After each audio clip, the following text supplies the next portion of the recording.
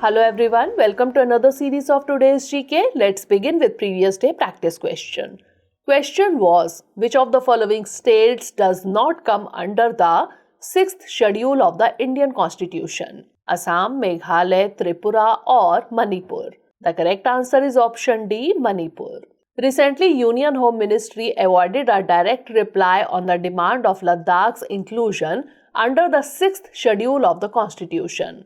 After its special status was removed, several political groups in Ladakh have been demanding the same. It includes land, employment, and the cultural identity of Ladakh should be protected under the 6th schedule. Article 244(2) of the Indian Constitution states that the provisions of the 6th schedule shall apply to the administration of the tribal areas in the states of Assam, Meghalaya, Tripura, and Mizoram. Hence, option D is correct. The schedule protects tribal populations, providing autonomy to communities through the creation of Autonomous Development Councils or ADCs. ADCs can frame laws on land, public health, and agriculture. As of now, 10 autonomous councils exist in Assam, Meghalaya, Tripura, and Mizoram. Now let's begin today's session. First question is, the first edition of India Energy Week 2023 will be held in which of the following cities of India? New Delhi, Bengaluru, Jaipur or Mumbai? The correct answer is option B, Bengaluru. Recently, the curtain raiser of India's flagship energy event, India Energy Week 2023, was organized at Bangalore Palace, Bengaluru. India Energy Week 2023 is being organized during India's G20 presidency under the tagline Growth, Collaboration, Transition from 6 to 8 February 2023 in Bengaluru.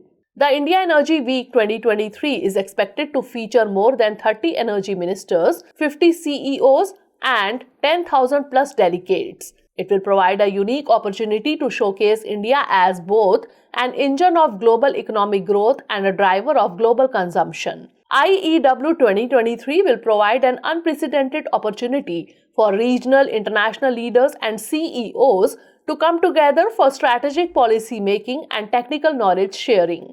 Hence, option B is correct. Next question is, with reference to global reports and indices, the Global Analysis and Assessment of Sanitation and Drinking Water, that is GLAAS report, is published by which of the following? Worldwide Fund for Nature, Conservation International, Greenwich or World Health Organization? The correct answer is option D, World Health Organization. Recently, the Global Analysis and Assessment of Sanitation and Drinking Water, that is GLAAS report, was released by WHO or World Health Organization and UN Water. Hence, option D is correct. It provides the most up-to-date information on water, sanitation and hygiene, that is WASH, systems in more than 120 countries. As per report, 45% countries are on track to achieve their nationally defined drinking water coverage targets. Only 25% countries are on track to achieve their national sanitation targets. The increasing frequency and intensity of climate-related extreme weather events continue to impact universal access to safe and sustainably managed WASH services. The world is seriously off track to achieve SDG 6 on water and sanitation for all by 2030. Next question is, Technology Incubation and Development of Entrepreneurs or TIDE 2.0 program is associated with which of the following ministries of the Government of India? Ministry of Electronics and Information Technology, Ministry of Science and Technology, Ministry of Corporate Affairs or Ministry of Commerce and Industry? The correct answer is option A, Ministry of Electronics and Information Technology. Recently, the Indian Institute of Technology or IIT Kanpur is inviting applications for Hack and Reboot 2.0, a national level hackathon conducted annually. Hack and Reboot 2.0 is being organized under the TIDE 2.0 scheme. The Ministry of Electronics and Information Technology launched the Technology Incubation and Development of Entrepreneurs or TIDE 2.0 program. Under this scheme, government provides fellowship or grant for an aspiring entrepreneur to promote tech entrepreneurship. Hence, option A is correct. The idea is to facilitate emerging startups to come up with innovative technological solutions for societal issues in financial technology, healthcare, education, agriculture, environment, and clean energy solutions, and other emerging tech areas. It aims to strengthen 2,000 technology startups leveraging ICT-enabled technologies in selected areas of national concern. Next question is, in the field of science and technology, DNA fingerprinting was first developed in which of the following countries? USA, Japan, UK or France? The correct answer is option C, UK. Recently, DNA testing was in the news due to Shraddha Walkar case. DNA fingerprinting was first developed in 1984 by Alec Jeffreys in UK. Hence, option C is correct. Each person's DNA except for identical twins is unique. By analyzing selected DNA sequences called LOCI, a crime laboratory can develop a profile to be used in identifying a suspect. DNA can be extracted from many sources such as hair, bone, teeth, saliva and blood. In 1988, Lalji Singh, who had been in the UK from 1974 to 1987 on a Commonwealth Fellowship, developed DNA fingerprinting for crime investigations at the Center for Cellular and Molecular Biology in Hyderabad. Lalji Singh, who passed away in 2017, is known as the father of DNA fingerprinting in India. In 1989, DNA fingerprinting was first used in a case by the Kerala police. Next question is, consider the following statements. 1. E20 fuel means fuel with 20% blending of ethanol. 2. India is going to launch E20 fuel by 2030. Which of the above given statement or statements is or are not correct? 1 only, 2 only, both 1 and 2, or neither 1 nor 2. The correct answer is option B, 2 only.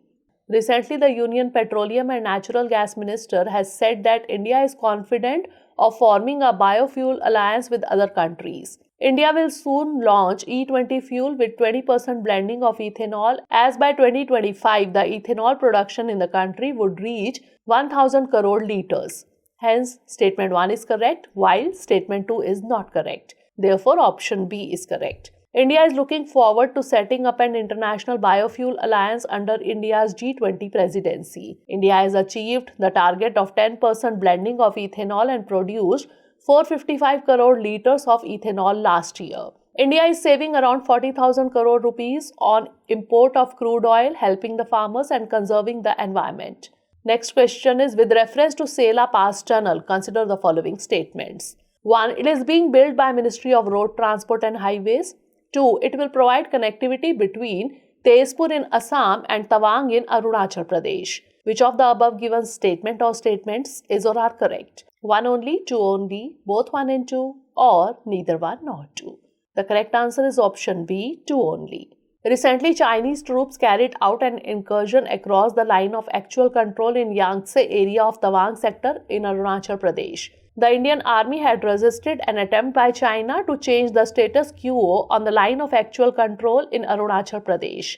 Sela Pass Tunnel project is being built by the Border Road Organization, which comes under the Ministry of Defence. Hence, statement 1 is not correct. It could be ready by January 2023, will provide crucial all-weather connectivity between Tezpur in Assam and Tawang. Hence, statement 2 is correct. Therefore, option B is correct. Next question is, the Global Infrastructure Hub is sometimes seen in the news. It is associated with G7, G20, G4 or G77. The correct answer is option B, G20. The G20 is considering converting its Global Infrastructure Hub into a multilateral institution on the lines of Financial Stability Board. The Financial Stability Board is an international body that monitors and makes recommendations about the global financial system. It was established after the G20 London Summit in April 2009.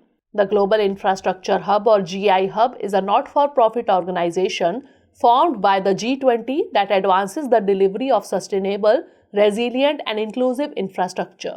Hence, option B is correct. The GI Hub participates in relevant G20 forums and discussions related to infrastructure and delivers work contributing to the G20 infrastructure agenda. Next question is, in the context of monetary policy in economy, which of the following is not correct about hawkish policy? It will increase the interest rates. It aims to reduce the inflation. It is also called contractionary monetary policy, or it favors boosting growth by keeping the interest rates low. The correct answer is option D. It favors boosting growth by keeping the interest rates low. Recently, the US Federal Reserve adopted hawkish monetary policy, raised its benchmark rate by 50 basis points. Hawkish policies and policymakers tend to be mostly concerned about the risk of inflation. They try to keep a lid on rising prices and wages by increasing interest rates. They reduce the supply of money and limiting the growth of the economy.